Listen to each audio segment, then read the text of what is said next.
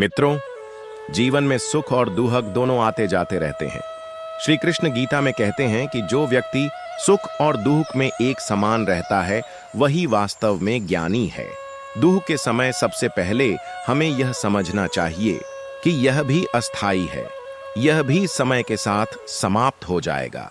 जैसे दिन के बाद रात आती है और रात के बाद दिन, वैसे ही दुख के बाद सुख का समय जरूर आता है। जब हम दुख में होते हैं तब मन कमजोर हो जाता है, विचार नकारात्मक हो जाते हैं। लेकिन श्री कृष्ण कहते हैं कि ऐसे समय में मन को शांत करना और आत्मा के स्वरूप को याद रखना बहुत जरूरी है। आत्मा अमर है, वह न जन्म लेती है न मरती है। हमारे जीवन में जो कठिनाइयां आती हैं वे हमें मजबूत बनाने के लिए होती हैं। श्री कृष्ण ने अर्जुन से कहा था कि हे पार्थ, सुख दुख क्षण भंगुर हैं, इन्हें सहन करो और अपने धर्म पर डटे रहो। इसका मतलब है कि हमें दुख में भागना नहीं चाहिए, बल्कि धैर्य से उसे सहना चाहिए और सही कर्म करते रहना चाहिए। अगर जीवन में दुख आया है तो यह भी हमारे कर्मों का परिणाम है। इसलिए श्री कृष्ण सिखाते हैं कि दुख को आत्मज्ञान का अवसर समझो, भगवान का स्मरण करो और अपने कर्म को भक्ति भाव से करते रहो। दुख के समय हमें याद रखना चाहिए कि भगवान हमेशा हमारे साथ हैं। श्री कृष्ण कहते हैं कि जो भक्त मन, वचन और कर्म से मुझ में लीन रहता है, मैं उसका कभी त्याग नहीं करता। इसका अर्थ है कि अगर हम श्रद्धा से भगवान को याद करते हैं तो वह हमारे मन को शांति देंगे। दुख में सबसे पहला कदम है भगवान का स्मरण, दूसरा कदम है धैर्य रखना और तीसरा कदम है सही कर्म करते रहना। यह भी समझो कि दुख हमारी आत्मा को शुद्ध करने का माध्यम है। जैसे सोने को तपाकर शुद्ध किया जाता है, वैसे ही दुख हमारी आत्मा को तपाता है और हमें और मजबूत बनाता है। इसीलिए श्री कृष्ण का पहला उपदेश यही है कि दुख को जीवन का शत्रु न मानो, बल्कि इसे एक शिक्षक मानो जो तुम्हें सिखा रहा है कि कैसे धैर्य रखना है, कैसे भगवान में श्रद्धा रखना है और कैसे हर परिस्थिति में अपने धर्म पर टिके रहना है। श्री कृष्ण गीता में समझाते हैं कि दुख का सबसे बड़ा कारण हमारी आसक्ति है। जब हम किसी चीज, व्यक्ति या परिस्थिति से अत्यधिक जुड़ाव रखते हैं तो उसके बदलने या छिन जाने पर हमें पीड़ा होती है। भगवान कहते हैं कि संसार का हर सुख और हर रिश्ता अस्थाई है। जब तक हम इन्हें स्थायी मानते हैं तब तक दुख का अनुभव करेंगे। इसलिए श्री कृष्ण का दूसरा उपदेश है वैराग्य और संभाव। जब हम यह समझते हैं कि जो कुछ हमारे पास है वह ईश्वर का दिया हुआ है और एक दिन वापस चला जाएगा, तब हम दुख में भी स्थिर रह सकते हैं। गीता का यह श्लोक इस सत्य को स्पष्ट करता है। समदुख सुखम धीरम सोमृतत्वाय कल्पते। अर्थात जो व्यक्ति सुख दुख में समान रहता है वही मोक्ष को प्राप्त करने योग्य है। दुख के समय हमें अपने मन को साधना के माध्यम से मजबूत करना चाहिए। श्री कृष्ण कहते हैं कि जो व्यक्ति मन को नियंत्रित कर लेता है वह हर परिस्थिति में शांति का अनुभव करता है। ध्यान, जप और प्रार्थना मन को स्थिर करने के सर्वोत्तम साधन हैं। दुख के समय ईश्वर का नाम लेने से मन हल्का होता है, आत्मविश्वास बढ़ता है और धैर्य की शक्ति मिलती है। भगवान ने अर्जुन को भी यही सिखाया कि कठिन समय में मन को अपने नियंत्रण में रखो, क्योंकि अगर मन नियंत्रण से बाहर हो गया तो दुख और बढ़ेगा। दुख जीवन का एक सत्य है, इसे मिटाया नहीं जा सकता, लेकिन इसे समझकर, स्वीकार करके और सही दृष्टिकोण से देखकर हम इससे ऊपर उठ सकते हैं। श्री कृष्ण का संदेश है कि दुख को अपने जीवन की समाप्ति न मानो, यह एक परिवर्तन का संकेत है। यह संकेत है कि हमें अपने विचार, अपने कर्म और अपने दृष्टिकोण को बदलने की आवश्यकता है। जब हम दुख को भगवान का संदेश समझते हैं तब यह हमें आत्मा के सच्चे स्वरूप तक ले जाता है। भगवान कहते हैं कि योगस्थ कुरु कर्माणि, यानी योग में स्थित होकर कर्म करो। इसका मतलब है कि दुख में भी अपने कर्म को करते रहो, क्योंकि कर्म ही तुम्हें आगे ले जाएगा। दुख से भागने के बजाय उसका सामना करो। धैर्य, और श्रद्धा के साथ। यही श्री कृष्ण का दूसरा उपदेश है। आसक्ति छोड़ो, मन को साधो, भगवान को याद करो और अपने कर्म में अटल रहो। श्री कृष्ण गीता में बताते हैं कि दुख तब और गहरा महसूस होता है जब हम खुद को सिर्फ शरीर मान लेते हैं। जब हम यह समझने लगते हैं कि हम केवल यह शरीर हैं, तो शरीर को होने वाला हर कष्ट हमें आत्मा का कष्ट लगने लगता है। लेकिन श्री कृष्ण अर्जुन को समझाते हैं कि आत्मा न जन्म लेती है, न मरती है, न जल से भीगती है, न आग से जलती है। आत्मा शाश्वत है, अविनाशी है। अगर हम इस सत्य को दृढ़ता से समझ लें कि हम आत्मा हैं, यह शरीर केवल एक वस्त्र है, तो दुख का अनुभव हल्का हो जाता है। जैसे हम पुराने कपड़े बदलते हैं, वैसे ही आत्मा नया शरीर धारण करती है। दुख का अनुभव तब तक रहेगा जब तक हम खुद को इस अस्थाई देह के साथ जोड़कर देखते रहेंगे। श्री कृष्ण का तीसरा उपदेश यही है कि आत्मा के स्वरूप को पहचानो। आत्मज्ञान ही हर दुख से मुक्ति का मार्ग है।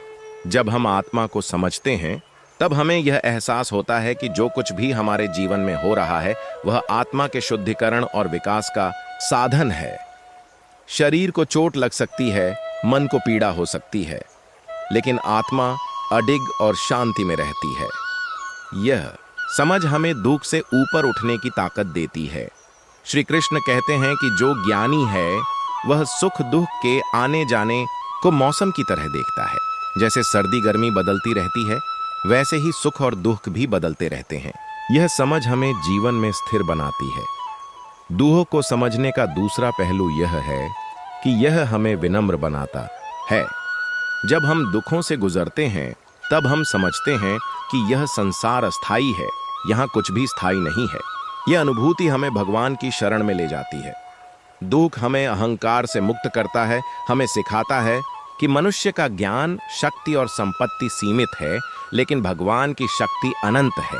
इसलिए श्री कृष्ण कहते हैं कि जब भी दुख आए, अपने मन को भगवान के चरणों में समर्पित कर दो, वह तुम्हारा भार खुद उठा लेंगे। गीता में भगवान का वचन है, सर्वधर्मान परित्यज्य मामेकम शरणम व्रज, अहम त्वाम सर्व पापेभ्यो मोक्षयिष्यामि मा शुचः। अर्थात सब धर्मों को छोड़कर मेरी शरण में आ जाओ, मैं तुम्हें हर पाप और दुख से मुक्त कर दूंगा, तुम चिंता मत करो। यह शरणागति का सिद्धांत दुख को मिटाने की कुंजी है। जब हम ईश्वर पर पूरा भरोसा करते हैं, तब दुख हमारे लिए एक परीक्षा बन जाता है, न कि जीवन का अंत। इसलिए श्री कृष्ण का तीसरा उपदेश यही है कि आत्मा को पहचानो, देह को अस्थाई मानो और भगवान पर पूर्ण विश्वास रखो।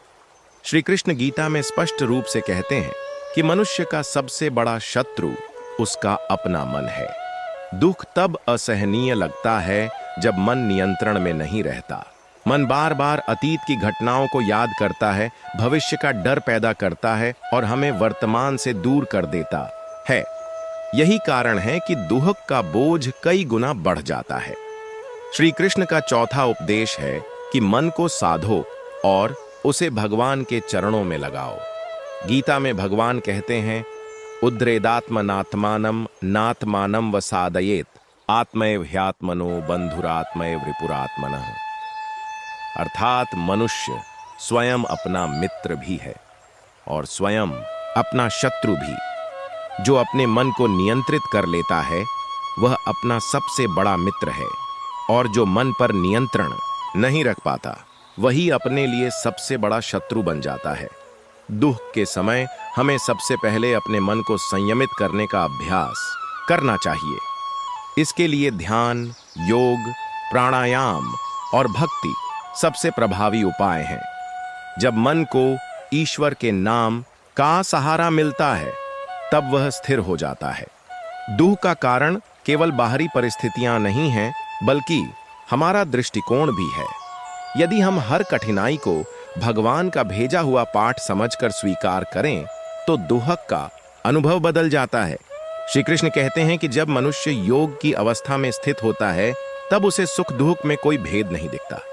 वह जीवन को एक साधना के रूप में देखता है। दुख के समय हमें यह याद रखना चाहिए कि यह मन को दृढ़ बनाने का अवसर है। कठिनाइयां हमें यह सिखाने आती हैं कि जीवन में किसी चीज पर अधिक आसक्ति न रखें। यह संसार क्षणिक है और हर घटना हमें यह याद दिलाती है कि वास्तविक शांति केवल भगवान के चरणों में है। जब मन भक्ति में डूबता है तो दुख कम हो जाता है, क्योंकि मन को सहारा मिल जाता है। श्री कृष्ण का उपदेश है कि मनुष्य अपने विचारों को भगवान की ओर मोड़े। जब मन भगवान के नाम का जप करता है, जब हम प्रार्थना में डूबते हैं, तब मन के तूफान शांत हो जाते हैं। यह साधना हमें दुख से ऊपर उठने की शक्ति देती है। इसलिए चौथा उपदेश यही है, मन को साधो, उसे भगवान के चरणों में लगाओ, भक्ति को अपना जीवन का आधार बनाओ और हर परिस्थिति को साधना का साधन मानकर स्वीकार करो। यही दृष्टि हमें जीवन के हर दुख को पार करने की ताकत देती है। श्री कृष्ण गीता में बताते हैं कि दुख से बाहर निकलने का सबसे प्रभावी मार्ग है निष्काम कर्म का पालन। जब मनुष्य हर कार्य फल की चिंता किए बिना केवल अपना कर्तव्य निभाने लगता है, तब उसके मन का बोझ कम हो जाता है। दुख का सबसे बड़ा कारण यह है कि हम अपने कर्मों से तुरंत परिणाम चाहते हैं, और जब परिणाम हमारी इच्छा के अनुरूप नहीं आते तो हमें पीड़ा होती है। श्री कृष्ण अर्जुन को यही शिक्षा देते हैं कि कर्मण्येवाधिकारस्ते मा फलेषु कदाचन, अर्थात तुम्हारा अधिकार केवल कर्म करने में है, फल पर नहीं। यह सिद्धांत दुख को समाप्त करने का सबसे बड़ा उपाय है। जब हम फल की चिंता छोड़कर भगवान को हर कार्य का स्वामी मानते हैं, तब असफलता का डर और दुख का बोझ कम हो जाता है। निष्काम कर्म का अभ्यास करने वाला व्यक्ति जानता है कि परिणाम भगवान की इच्छा के अनुसार होंगे, इसलिए वह हर परिस्थिति को सहजता से स्वीकार कर पाता है।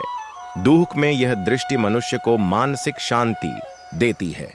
श्री कृष्ण कहते हैं कि जो व्यक्ति कर्म में आसक्ति नहीं रखता, वही सच्चा योगी है। वह संसार में रहते हुए भी भीतर से स्वतंत्र रहता है। यह स्वतंत्रता ही उसे दुख से मुक्त करती है। जब मनुष्य भगवान को अपना कर्ता मान लेता है और स्वयं को केवल एक साधन समझने लगता है, तब दुख की जड़ कटने लगती है। दुख हमें यह सिखाता है कि हमारे जीवन में हर घटना का कोई उद्देश्य है। श्री कृष्ण का उपदेश है कि कठिन समय में भी अपना धर्म, अपना कर्तव्य मत छोड़ो। यदि हम दुख में हार मानकर कर्म करना बंद कर दें, तो दुख और गहरा हो जाता है। लेकिन जब हम धैर्य से कर्म करते रहते हैं, तब भगवान की कृपा से परिस्थितियां बदल जाती हैं। यह समझ भी जरूरी है कि दुख स्थायी नहीं है। यह केवल हमें परखने और मजबूत बनाने का साधन है। निष्काम भाव से किया गया हर कार्य हमारे भीतर शक्ति और संतोष भरता है। इसलिए श्री कृष्ण का 5वां उपदेश यही है, अपने कर्म को अपना धर्म मानकर करते रहो, फल की चिंता मत करो। भगवान पर विश्वास रखो कि हर परिणाम तुम्हारे लिए सर्वोत्तम है। जब यह दृष्टि मन में स्थापित हो जाती है, तब दुख तुम्हें छू भी नहीं सकता। ऐसा व्यक्ति बाहरी परिस्थितियों से ऊपर उठ जाता है और सच्ची शांति का अनुभव करता है।